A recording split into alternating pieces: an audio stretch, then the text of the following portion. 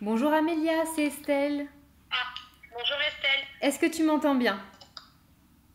Oui, c'est Parfait. bon, parfaitement moi. Alors, je te rappelle que tu es enregistrée et que tu as accepté que je diffuse notre conversation sur YouTube. Est-ce que tu confirmes cela? Oui, tout à fait. Très bien, parfait. Alors, tu es dans la prépa et tu as donc l'option VIP. Donc, tu as les coachings téléphoniques en illimité. Donc, c'est la première fois qu'on se téléphone depuis que tu t'es inscrite. Donc, aujourd'hui, comment je peux t'aider? À quel stade tu es de ta préparation? Tu as fini ton dossier complètement? Oui, tout à fait. Je l'ai envoyé aussi puisque j'avais jusqu'à aujourd'hui. La date butoir était aujourd'hui. Très Donc bien. j'ai tout envoyé depuis la semaine dernière. Très bien. Donc, quand est-ce Et que ton oral doit avoir lieu? alors, j'ai pas de date vraiment définie. En fait, sur le dossier d'inscription, il était notifié que l'oral se déroulerait du 5 novembre au 19 novembre. 5 jours. D'accord. Donc, ça va être le mois prochain. Qu'est-ce que tu as commencé à faire pour te préparer? Alors, j'ai imprimé tous les PDF de la préparation. Je les ai lus. J'ai commencé à répondre à certaines questions. D'accord. Euh, Est-ce que tu t'es déjà voilà, entraîné après, devant ta glace ou autre ou pas encore? non, pas du tout. Ok, donc ce qu'on va faire là, c'est que je vais t'expliquer quoi faire. Je vais te poser. Alors, je vais déjà t'expliquer comment te présenter. On va faire une présentation brève. Là, bien entendu, on a un stade de brouillon, donc n'aie pas peur de te tromper, etc. hein. C'est vraiment. On a un stade vraiment d'apprentissage. En plus, c'est le premier. Je vais t'expliquer comment te présenter et ensuite je vais te poser des questions. Je vais voir comment tu réponds.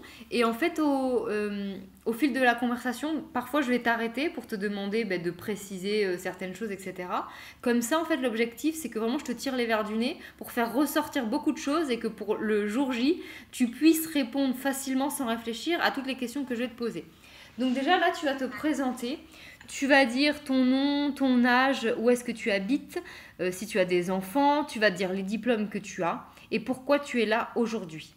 L'objectif, c'est vraiment d'aller dans le détail, donc n'aie pas peur de faire durer longtemps ton discours. Et si je trouve que tu n'es pas assez précise, je t'arrêterai, je te demanderai de préciser les choses. Donc là, je te demande juste une présentation basique de qui tu es, qu'est-ce que tu as fait dans ta vie et pourquoi tu es là aujourd'hui, d'accord? Donc on fait semblant que je suis le jury. Donc voilà, tu peux commencer, c'est à toi Amélia. D'accord. Donc, je suis Amélia, j'ai 37 ans, mariée, trois enfants. J'ai un BEP carrière sanitaire et sociale que j'ai obtenu en 2002. Suite à ce BEP, j'avais déjà l'idée en tête de devenir auxiliaire de périculture. Donc, j'ai passé, à l'époque, il n'y avait que l'oral sur l'ancien concours. Donc, j'ai passé trois fois l'oral sans préparation, sans rien. J'y suis allée vraiment. Donc, les trois, j'ai échoué. Ensuite, j'ai postulé Alors là, encore je une t'arrête. place. Je t'arrête juste déjà. Sachant que l'oral, tu dois quand même te mettre en valeur. Donc ça ne te met pas trop en valeur de dire que tu as trois fois échoué. On ne te demande pas de mentir, mais plutôt, on va dire, d'omettre la vérité. L'objectif, c'est quand même de te D'accord. vendre. Donc c'est un petit peu comme si, je sais pas, un constructeur crée une voiture et dit, bon, avant de la mettre sur le marché, elle a explosé trois fois, mais maintenant, vous inquiétez pas, elle va plus exploser. Ça met pas trop les gens en confiance. Donc euh, ne parle pas de ça. Si on te pose la question, bien entendu, tu D'accord. diras la vérité. Mais là, ne parle pas de ça parce que il y a plein de raisons qui pourront faire que tu n'aies pas été prise. Et s'il faut, tu as eu 16 sur 20. Mais juste, les gens ont eu plus que toi. Donc, c'est pas forcément parce que. D'accord. Voilà. D'accord. Ok. Donc, j'ai ensuite postulé en tant qu'animatrice d'éveil. J'ai été recrutée dans une crèche durant 6 années. Suite à la naissance de mon troisième enfant, j'ai souhaité prendre un congé parental. Donc en fait, j'ai travaillé pendant 6 ans, mais c'était que des contrats renouvelables. Hein. Je n'ai jamais eu de CDI. Donc suite après, donc, au congé parental, je n'ai pu retrouver d'emploi dans la petite enfance. Donc je me suis dirigée sur un poste de la grande distribution. Et il y a 2 ans, j'ai décidé d'arrêter pour entreprendre une préparation pour entrer en école d'auxiliaire de périculture afin de maximiser toutes mes chances Et pourquoi. de devenir auxiliaire de QR puisque ça m'a jamais quitté l'esprit en fait. Hein. J'ai toujours voulu. Pourquoi Pendant 5 ans, j'ai maintenant? travaillé en grande distribution. Pourquoi maintenant Maintenant, parce que mes Ouais, enfants sont plus grands, d'accord. plus ou moins autonomes. C'est quasiment des ados, donc ils sont plus autonomes. Donc j'ai plus de temps pour moi. Avant, ça me faisait peur en fait. Ayant 3 enfants à bas âge, ça me faisait peur. Je pense que j'aurais pas pu suivre vraiment pleinement ma formation. D'accord, tu vois là c'est très important et très bien d'avoir précisé parce que du coup ça prend tout son sens de pourquoi t'as pas fait auxiliaire avant alors que t'aimais. Parce qu'en fait souvent le jury se pose la question, vous êtes passionné mais vous ne faites pas ce que vous aimez. Alors on comprend pas pourquoi. Et toi là justement en éclaircissant ce point, ben, ça a tout son sens. Et là on voit aussi également que tu es super disponible parce que clairement tes enfants sont grands et que tu n'es plus dans les préoccupations basiques de soins etc.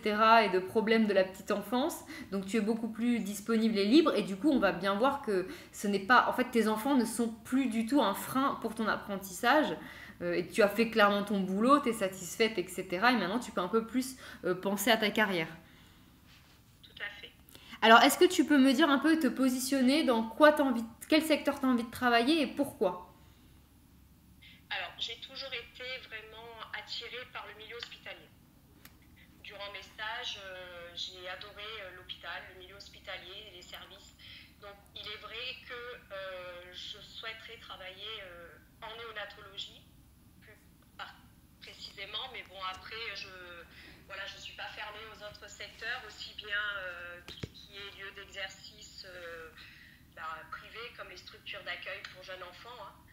Mais oui, j'aimerais vraiment travailler en milieu hospitalier. Alors, la néonate, c'est un peu, comment dire, c'est un petit peu à double tranchant de parler de la néonate parce qu'il y a des personnes donc des personnes, des professionnels qui estiment que les auxiliaires ont une place légitime en néonate et il y a certains professionnels qui estiment qu'elles n'ont pas leur place en néonate.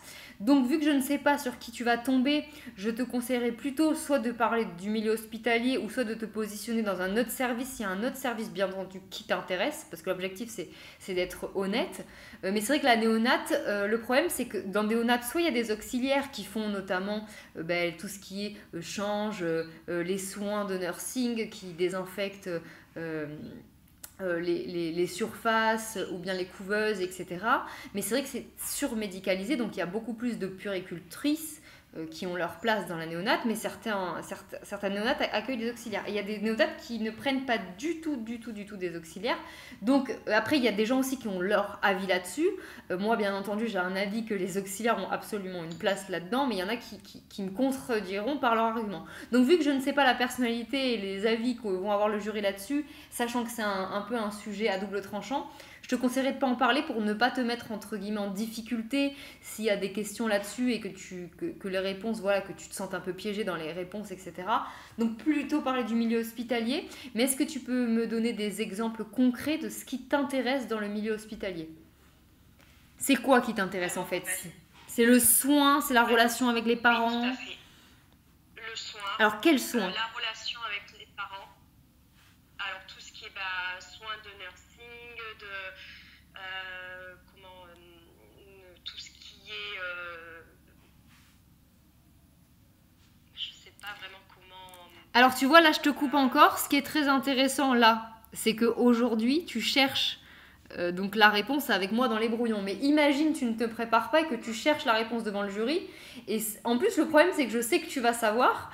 Tu vas le savoir, mais c'est juste qu'en fait il faut le sortir avant le jour J parce que sinon du coup tu n'as pas fait une bonne prestation. Donc ce qui est important là de citer, c'est vraiment des exemples concrets. Je suppose que tu t'es renseigné sur le métier. Qu'est-ce que fait une auxiliaire de puériculture en maternité? Ou dans un milieu hospitalier? Quelles sont ses tâches et son rôle?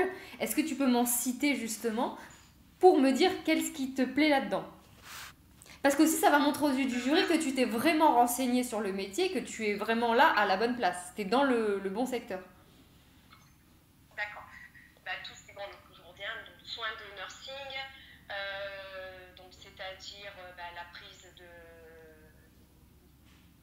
repas hein, quand l'enfant est au biberon, ou alors l'allaitement, mettre l'enfant en position, comment dire, j'ai le mot mais Non, non, mais je te laisse le chercher. mettre La mise au sein, tout en simplement. condition d'allaitement, voilà, Le terme, c'est la mise au sein. Tu peux dire la mise au sein, c'est le terme clinique, il n'y a pas de la mise problème. au sein, voilà, ça y est. Pourtant, c'est pas faute de. Donc la mise au sein, la prise de biberon, quand la maman ne peut pas, Alors pour être pourquoi elle ne peut pas? césarienne, Voilà, parce qu'elle est c'est bien de fatiguée, préciser, très bien. voilà, parce qu'elle est fatiguée, parce qu'elle a subi une césarienne. Pareil, tout ce qui est change, bain, toilette.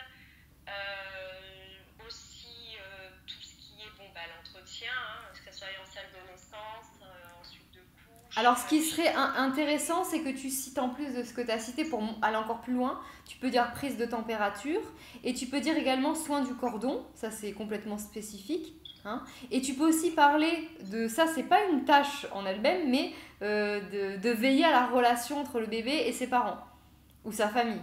Donc ça va encore plus loin et là on se dit oh là là mais elle s'est vraiment super renseignée, elle est très motivée. En fait quand on dit qu'on est là pour démontrer sa motivation, mais en fait montrer sa motivation c'est aussi montrer tout l'investissement qu'on a fait intellectuel pour se projeter dans le métier.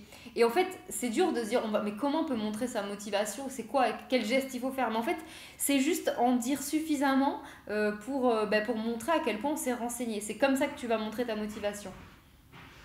D'accord. Même si en fait je répète un peu ce que j'ai énuméré dans mon projet professionnel en fait. J'avais peur d'être trop répétitive. Non, mais après, ça deux exercices-là complètement différents. Et après, si ton projet professionnel, c'est de travailler en maternité, de toute façon, le fait que ce soit redondant, c'est pas vraiment un problème. Ce qui sera un problème, c'est si la lettre de motivation et le projet pro se ressemblent. Oui, là, ça serait un peu plus embêtant parce que le projet pro, c'est pas une lettre de motivation à rallonge, c'est un autre exercice.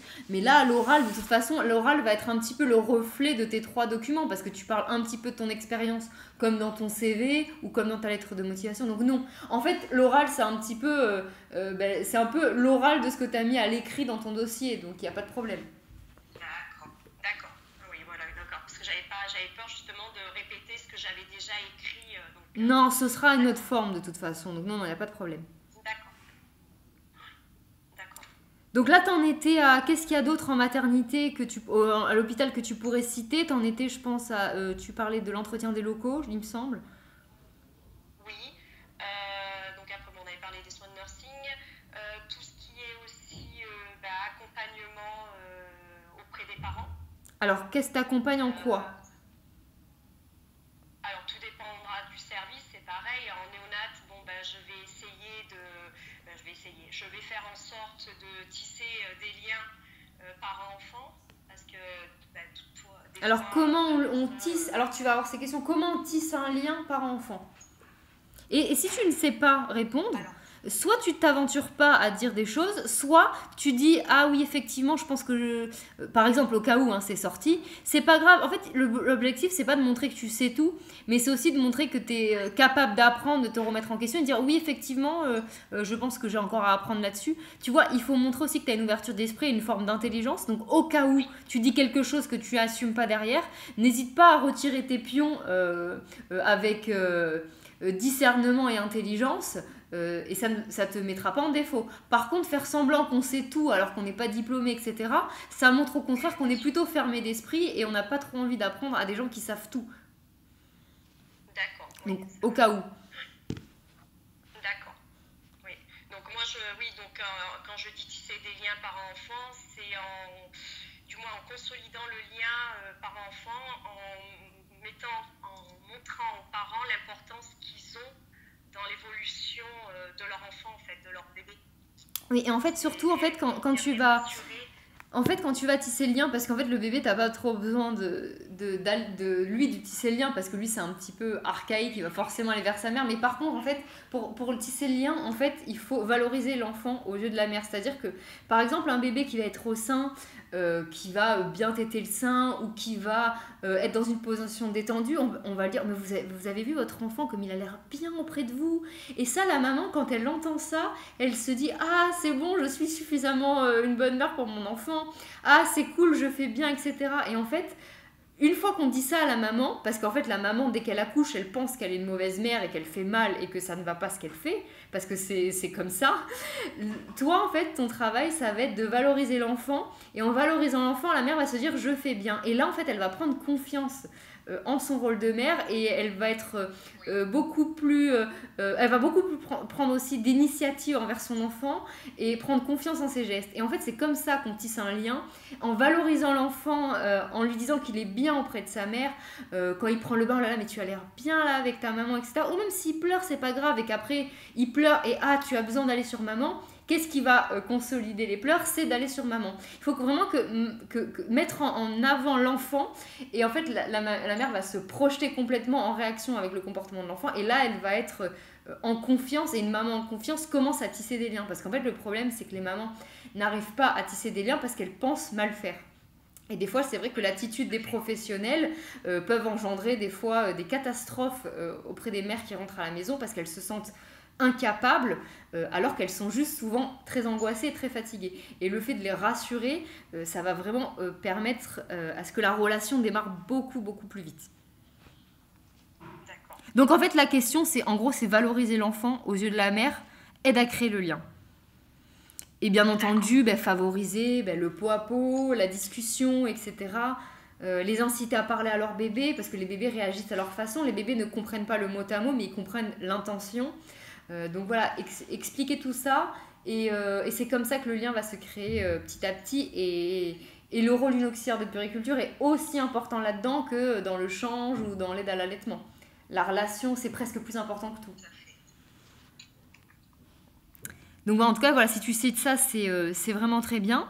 Est-ce que tu as des exemples concrets à donner, par exemple, sur des fois des façons que tu as eues, soit de travailler, soit des expériences perso ou professionnelles, où tu as pu faire preuve, par exemple, d'empathie ou de bienveillance, que tu pourrais, par exemple, citer si on te pose la question, pour montrer voilà, que tu as certaines qualités qui sont communes aux auxiliaires de puériculture, que tu as déjà en toi. Est-ce que tu as un exemple à propos de la qualité que tu choisis d'ailleurs? Oui, alors l'empathie. Durant mes années en crèche, j'ai eu plusieurs fois des mamans en fait qui se trouvaient vraiment dépourvues au moment de l'adaptation de leur enfant. D'accord. Des mamans qui étaient très, très angoissées, parce que les 3 premières adaptations, forcément, la maman est quasi présente, donc tout se passe bien. Mais quand l'enfant prenait conscience que maman était partie, forcément, il y avait des pleurs, d'autant plus au moment de la séparation. Hein. Donc, j'ai eu plusieurs fois des situations où les mamans étaient très angoissées, qu'elles avaient, en fait... Donc, j'ai pris le temps de... Alors, pas tout de suite, hein, parce qu'après, c'était pas forcément moi qui les accueillais, mais j'ai pu, oui, dans mon expérience professionnelle, accueillir une maman qui était vraiment donc, désemparée par les pleurs de son bébé, et j'ai su en fait comprendre ses peurs, hein, ses ressentis, et la rassurer en lui, comment dire, en lui disant que c'était normal, que l'enfant réagissait ce qui se passait en fait. Hein, il prenait conscience que maman partait, que c'était tout à fait normal, que nous en tant que professionnels, on était là pour mettre des mots sur cette situation. Je l'ai encouragé aussi à le faire à la maison, hein, à mettre des mots sur cette séparation, de lui expliquer pourquoi elle partait, mais qu'elle reviendrait le chercher. Voilà, donc après, oui, j'ai fait preuve d'empathie parce que j'ai compris cette maman, hein, ce qu'elle pouvait ressentir, et j'ai essayé de mon mieux pour de la rassurer. D'accord, très bien. Donc ça, c'est un bon exemple. Un bon exemple concret. Si tu veux aller encore plus loin, je ne sais pas l'âge qu'avaient les enfants, mais si par exemple c'était dans la période des 8-9 mois où il y a l'angoisse de séparation, qui est, voilà, voilà, si c'est cette période-là, n'hésite pas à préciser que d'autant plus la séparation était compliquée par rapport à l'âge de l'enfant. Ça montre que tu as des connaissances encore supplémentaires, parce que du coup en plus si tu le savais... J'avais fait, parce que je l'avais appris justement Eh ben, tu vois, t'allais pas le dire. Si je te le dis pas, t'allais pas le dire. Alors que tu le sais. ouais. Tu sais tellement de choses, il faut les dire. Tu as un quart d'heure, 20 minutes pour te vendre. Alors vends-toi, c'est maintenant. Mais c'est là où a tout l'intérêt, et c'est très intelligent, c'est très intelligent de se faire coacher avant parce que tu vois, en fait, je suis là pour tirer tout ça, moi. Tirer tout ça, et en plus, quand je t'interroge, je me rends compte que tu sais énormément de choses. Tu parais être semi-professionnel, en fait, déjà. Donc, du coup, c'est très intéressant pour le jury de le voir. Et puis, je te rappelle qu'il y a une grande concurrence, donc la façon de se démarquer des autres, c'est ça en fait, c'est par l'exemple, c'est pour aller plus loin dans le discours, etc. En plus, ton parcours finalement il est très cohérent, même si c'est une reconversion pro. Mais pareil, c'est une reconversion pro. Et en plus, c'est rigolo parce qu'avant toi, j'avais une personne pareille qui était en reconversion pro, mais qui avait des expériences avec les enfants. Tu es dans une reconversion pro, mais tu as quand même déjà travaillé avec des enfants. Donc tu viens pas non plus voilà, de nulle part. Donc c'est très intéressant voilà, de parler de tout ce parcours. Donc maintenant je vais te parler plus, je vais te poser quelques questions également. Voilà, comment tu réagis si un enfant tombe, se blesse, voilà, c'est quoi ta façon de réagir? Alors, je le prends, je regarde ce qu'il a. Hein, alors, moi, je sais que dans la structure dans laquelle je travaillais, j'avais une puère. Donc, tout ce qui était soins, c'était elle qui effectuait. Hein. Bien sûr. Et voilà, après, par rapport à l'enfant, je le prends, je le console. Tout dépend de la gravité de sa blessure. Hein, qui, je le console, je le rassure, je lui dis que c'est pas grave, que ça va aller. Voilà, après Alors attends, je t'arrête comme ça parce que vu que j'ai plusieurs choses à dire pour pas oublier. Alors déjà, précise-moi ce que c'est consoler. Ça serait bien. Et aussi, alors, j'aimerais que tu me dises aussi qu'est-ce que c'est pour toi évaluer la gravité, donc comment on reconnaît quelque chose qui est grave et pas grave. Et aussi, un petit piège, ne dis pas à l'enfant que ce n'est pas grave parce que pour lui, potentiellement, ça l'est. En revanche, il faudrait plutôt reconnaître sa douleur et reconnaître qu'il a eu très mal, par contre, lui apporter une solution. Donc, ah oui, t'as dû te faire très mal, là, oui, je comprends. Je pense que ça va aller, mais on va quand même vérifier. Viens, on va se mettre sur le côté et je vais te mettre un petit peu d'eau. Après, on va un petit peu désinfecter, on va mettre un beau pansement et normalement, ça ira mieux. Est-ce que tu es d'accord de m'accompagner? Ça, c'est un discours où l'enfant, on reconnaît concrètement sa souffrance et en fait, c'est plus rassurant qu'on reconnaisse sa souffrance plutôt qu'on essaye de dire non, non, c'est pas grave, t'as pas mal, c'est rien, le bobo, il va partir. Ça, c'est moins rassurant. En fait, il faut que tu dises que la gravité, tu l'estimes par le saignement, par la profondeur de la blessure, par aussi l'endroit où il s'est cogné. Parce que c'est vrai que si on se cogne à la tête ou au coude, potentiellement, oui, le coude, on peut le casser, mais se cogner à la tempe ou au coude, l'urgence vitale, c'est pas la même. Enfin, tu vois, par exemple, tu peux donner des exemples concrets si on te pose la question. De dire que la localisation de la blessure, tout ça, le comportement de l'enfant, est-ce qu'après l'enfant il joue, est-ce qu'il est vif ou est-ce qu'il est en train de s'endormir et il a les yeux qui révulsent. N'hésite pas à dire tous ces paramètres. Tu n'es pas censé les connaître par cœur, tu n'es pas encore diplômé, mais au cas où on te pose la question, si tu arrives à aller beaucoup plus loin également, sachant que tu as un BEP carrière sanitaire et sociale et peut-être que tu as vu ça en cours, ça peut être bien de se remémorer un peu tout ça. Parce que pareil, ça jouera vraiment en ta faveur d'être précise. Voilà, et est-ce que tu peux me dire jusqu'où, qu'est-ce que ça veut dire pour toi consoler un enfant? Alors, le consoler, peu importe la situation, que ça soit Oui, une bien chute, sûr. une séparation. Oui, enfin voilà, comment D'accord. tu agirais? Quel mot tu emploies? Comment tu te mets? Est-ce que tu restes debout? Est-ce que tu te mets à sa taille? Non, Voilà. je me mets à sa hauteur, à sa taille, voilà, je me mets vraiment à sa taille. Pourquoi? Parce que l'enfant, en fait, il a besoin de sentir qu'on lui apporte une réelle attention, en fait. Quand on reste debout, même quand un enfant vient tout simplement te parler, te poser une question, il est quand même important de se mettre à sa hauteur pour qu'il ait un ressenti, Fais simple. écouté, Voilà, fais. Qu'il sente qu'on est attentif, attentionné à lui. Très bien. Donc en fait, tu peux aussi tout simplement dire qu'il faut se mettre à sa taille pour que tout simplement il nous entende aussi correctement, qu'on capte son regard aussi, et c'est une façon de rentrer en communication qui est beaucoup plus directe et sincère. C'est beaucoup plus facile de parler à quelqu'un quand on est proche, plutôt que c'est comme si nous, il y a un géant qui est en train de nous parler, on l'entend pas forcément, on capte pas son regard, etc. Là, c'est normal que tu cherches tes réponses parce que c'est la première fois que je te pose les questions. Et c'est vraiment ça qui est intéressant dans cet exercice, c'est que je pense que la prochaine fois, si je te pose exactement les mêmes questions, tu vas répondre beaucoup plus rapidement. Allô? Oui, On a été coupé, Estelle. Ah, alors. Du coup, j'ai été coupée, j'ai plus rien entendu Pas de problème. Vous me disiez qu'il fallait que je me mette à sa hauteur. Pas de problème. Que je le regarde dans les yeux. Ok, alors attends, je vais me mettre dans un endroit peut-être qui passe mieux. En fait, je te disais que tu peux dire également que c'est intéressant de se mettre à sa hauteur tout simplement parce que l'enfant comme ça il capte notre regard, il nous entend mieux et c'est comme si nous un petit peu il y a un géant qui serait en train de nous parler, c'est pas clair. Il faut vraiment qu'on se mette un peu dans l'intimité du regard, etc. pour capter l'émotion. Donc tu peux répondre ça. Ensuite, je te disais...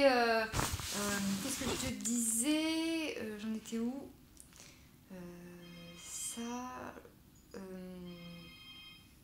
Oui, et comment comment tu câlines l'enfant, c'est ça aussi la question. Tu avais répondu à ça ou pas? Non, j'ai pas répondu. Voilà, alors voilà. Non. Donc pour toi, qu'est-ce que c'est que câliner un enfant? C'est le prendre sur ses genoux, lui parler, le rassurer, lui chanter une chanson. D'accord. Vraiment, je sais qu'ils aiment bien. Et notamment, vu que tout à l'heure tu m'as dit que tu préférais le milieu hospitalier, toi en gros c'est parce que tu préfères tout ce qui est soins plutôt que l'éveil. Enfin c'est ça, hein, en gros, si je résume. Oui, tout à fait. D'accord, ok. Est-ce qu'à part la néonate, il y a d'autres services concrètement qui t'intéressent? Alors, en dehors du milieu hospitalier? Oui, ou dans le milieu hospitalier aussi, comme tu veux. Le deuxième. Oui, franchement, dans le milieu hospitalier, il y a vraiment... J'ai pris la néonate parce que voilà, c'est un service qui me tient à cœur, mais après, honnêtement, pour avoir fait des stages en milieu, alors en maternité, en suite de couche, avoir vu aussi la pédiatrie et tout en fait, tout service hospitalier me plaît. D'accord. Me tente, hein, mais après j'ai aussi la PMI. Ok. La protection, ouais. Et dernière question, du coup par rapport à l'organisation justement des stages, de l'école, etc. Voilà, concrètement, comment tu vas t'organiser avec tes 3 enfants, même s'ils sont grands?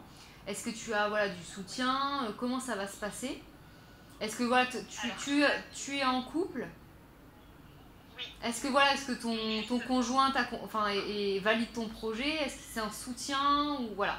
Parce que tu reprends des études, donc c'est quand même un projet familial.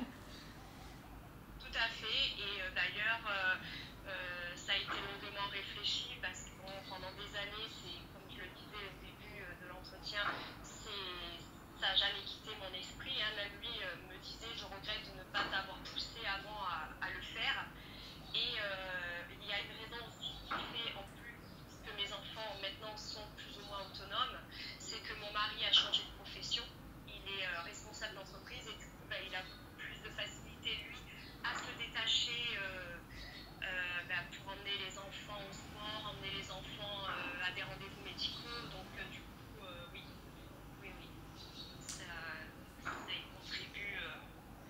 D'accord. Le fait qu'il est plus employé, que lui-même peut gérer ses horaires. D'accord, très bien.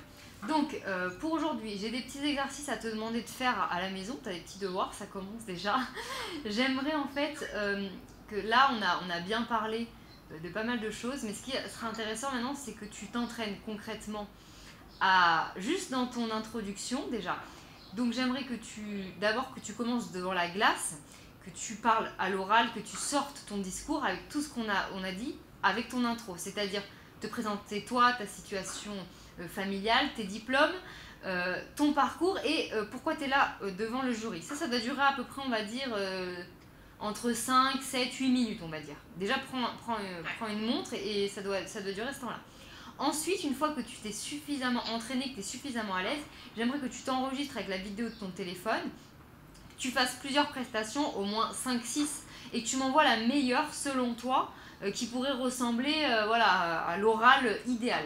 J'aimerais vraiment que tu fasses ça, que tu t'enregistres et qu'ensuite que tu m'envoies la vidéo.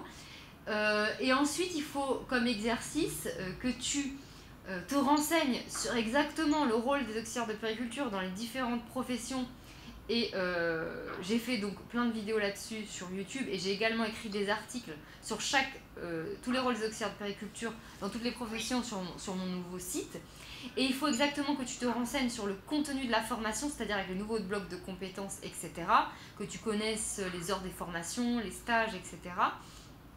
Et prépare-toi à répondre à toutes les questions aussi qu'il y a dans les PDF de la prépa.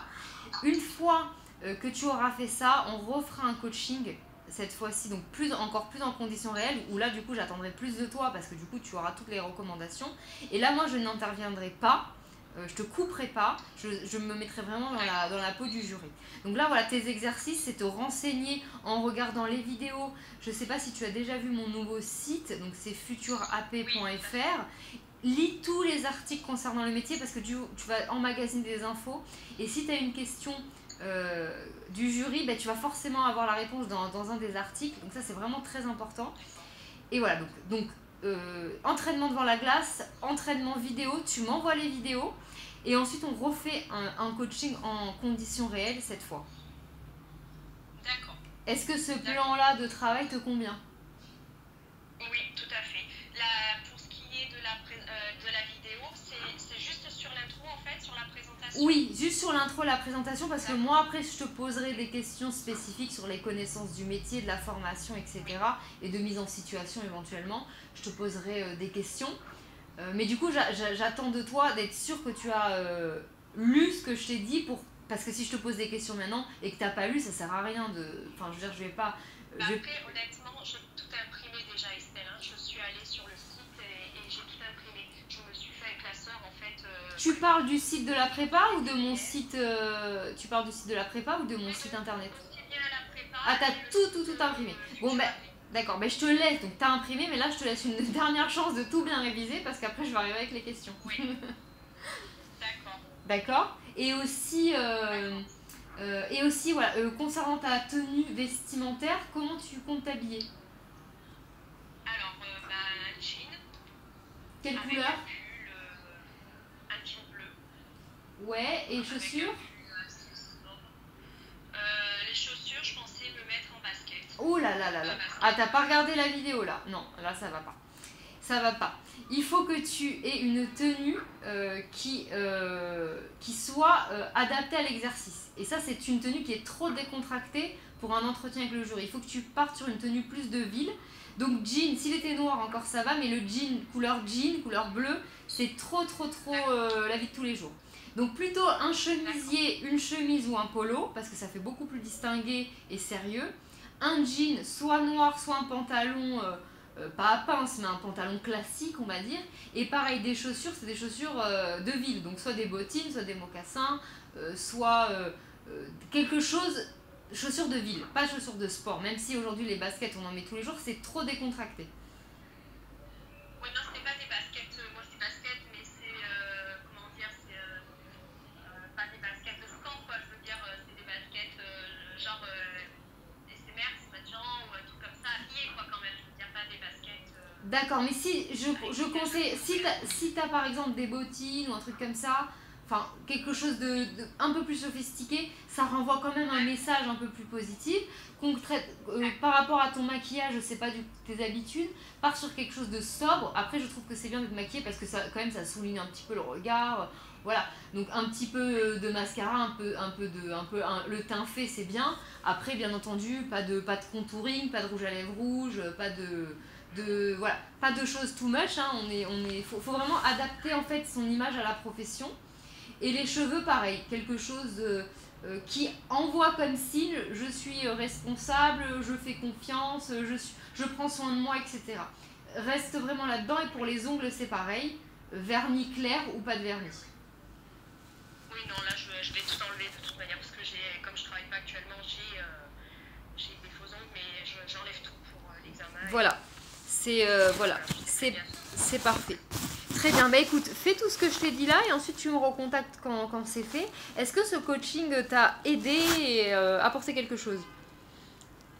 Oui, oui, oui, carrément. Parce que bah, déjà, je me suis sentie par rapport à vos remarques, ça m'a quand même, comment dire, soulagée parce que j'étais quand même très stressée, mine de rien. D'accord. Et du coup, le fait de me dire bah, que j'avais quand même des connaissances, bon, même si je le savais, mais oui, ça m'a, comment dire, ça m'a... T'as pris un peu peut-être confiance en ta candidature parce que tu vois que t'en as quand même sous le pied. Oui, voilà, ça m'a réconfortée dans le sens où je ne dis pas que j'ai pas confiance en moi, hein, loin de là, mais voilà, on a toujours un petit peu peur, une appréhension de mal faire. Bien sûr.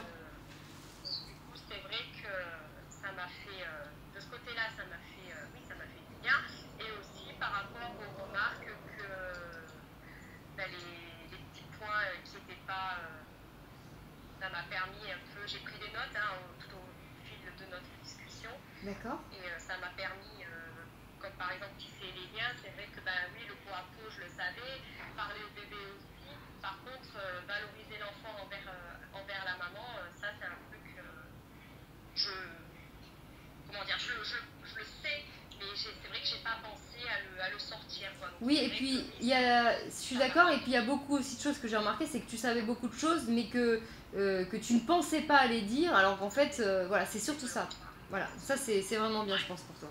Bon, mais en tout cas, je suis contente de t'avoir fait ce coaching, et dès que tu as ta première vidéo, tu me l'envoies sur WhatsApp, d'accord? D'accord, très bien. D'accord. Tu as d'autres questions ou c'est bon pour aujourd'hui? Non, c'est bon pour aujourd'hui. Très bien, et n'hésite pas à me contacter. Si tu as une question et que tu n'as pas envie de prendre un coaching, de bloquer une heure, tu peux m'envoyer aussi qu'une question, si c'est juste une question. Après, bien entendu, pour travailler longuement, on a besoin de prendre un rendez-vous. Mais si tu as une question comme ça, n'hésite pas à me l'envoyer sur WhatsApp et je réponds rapidement. Hein, d'accord? D'accord, très bien. Bah écoute, très bonne journée à toi et puis à très vite pour la suite. Avec plaisir. Et une bonne journée. Merci, au revoir.